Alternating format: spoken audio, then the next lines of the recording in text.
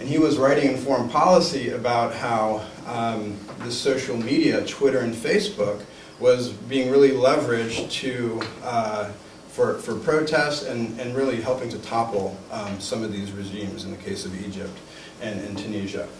Well, Malcolm Gladwell, I think most people have probably heard of, writer for the New Yorker, wrote books like Outliers and Tipping Point.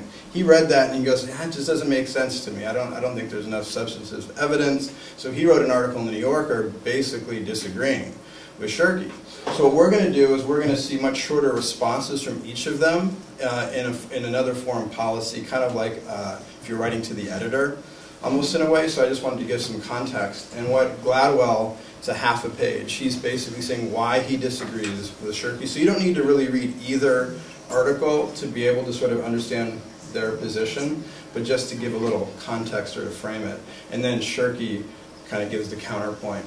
We're going to take a moment and do one of the things that we would do in class and give you an opportunity to discuss them. So I'm going to have you, if you're on the right side of your table, to go ahead and read the first article. I'll show you how I want you to open them in just 1 second. And if you're on the left side of the table, do the second. If it's open, that's fine, of course. So I'm going to open the second one. So go ahead and click on the article. If you tap your screen, you'll see that a toolbar opens on top. Tap it again so it disappears. If you tap it, you get a temporary screen. We're going to open and notarize. So there's a button up there.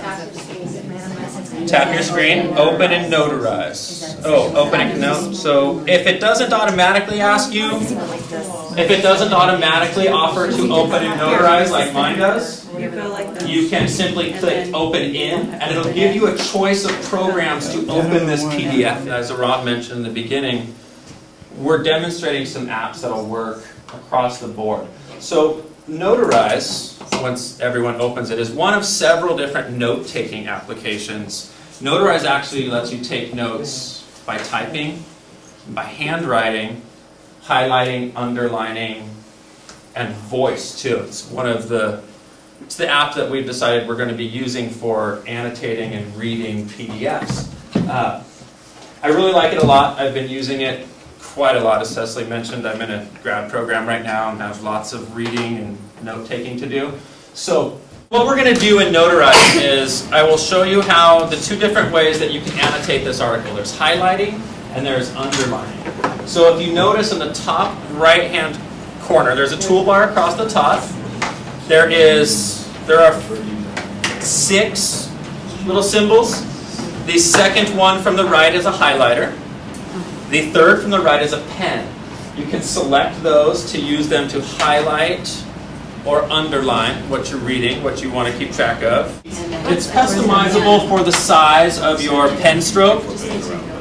Once you've selected the pen or the highlighter, there's a little tab that pops up in the middle. This is one of the things that you may really be interested in. As you notice, the screen rotates as you turn your device. There is a way to lock your screen. So if you like it in one orientation or another, landscape versus portrait, you notice my screen isn't rotating as I turn it right now.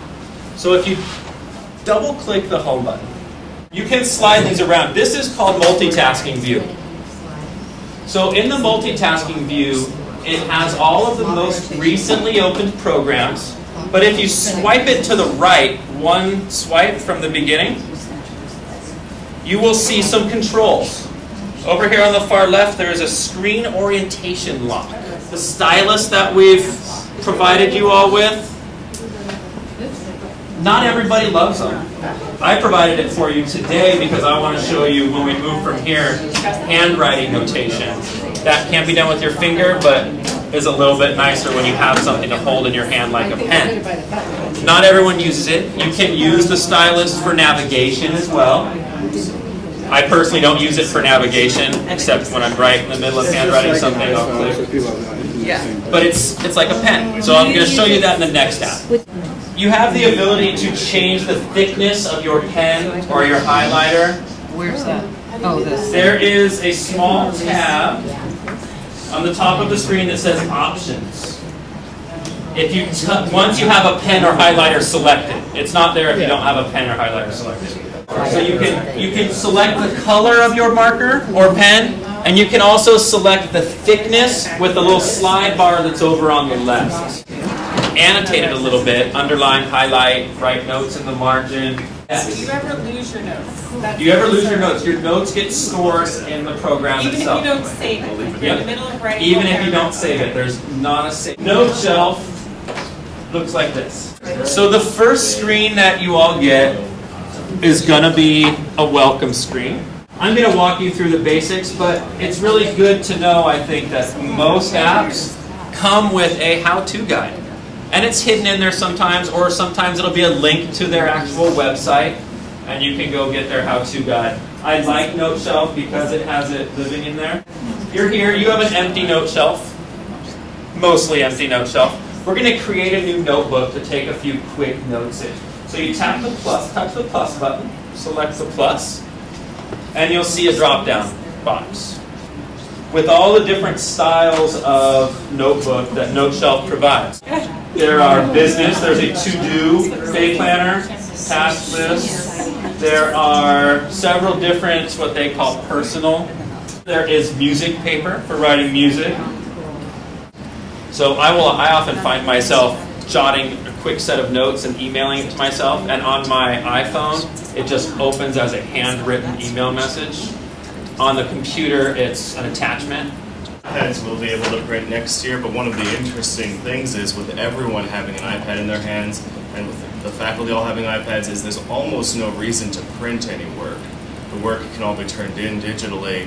The faculty can choose to grade digitally if they prefer, or just print in their offices or whatever. But the point is, in terms of our commitment to sustainability, there's actually no reason to print any assignments. So those term papers, research papers, this is amazing. And then they can just email it without even having to print. So this has that capacity to do that? Yes. But once you select one, it gives you the opportunity to name it. So if you tap in the toolbar across the top where I have the word test written, push save, which is in the top right-hand corner of the drop-down, and you'll see your new notebook appear. When you select your new notebook with a single tap, it will open. There's one thing I want to show you, and this is why I love Note Shelf versus a couple of the other handwriting apps, because there are a couple others out there. Pen Ultimate is the one that got me hooked on handwriting because it writes incredibly smooth. And then I found Note Shelf, and I like Note Shelf a lot better because of the various folders that I can have, or notebooks, and also the wrist protection. So you'll notice on the top toolbar, there's a hand. If you touch the hand, you can open your new test one. Sorry. If you touch the hand, you'll see a slider on the right. Everything you write below this slider in palm protect mode won't stick. So your palm, though it may make a mark, will go away. It's a little hard to write kind of small though with this. And we're experimenting with different. There are two new styluses that we've just found on the market that have like a pointier tip. A pointier tip. You'll notice the tip is different. Does somebody have my brush? It does take a little while to get used to. I will admit, I forced myself to do some handwriting as an example. I spent a 3-week class last summer not bringing a notebook to class on purpose to make myself handwrite all my notes. And now I handwrite all my notes, all my to-do lists on my iPad, so it's always with me.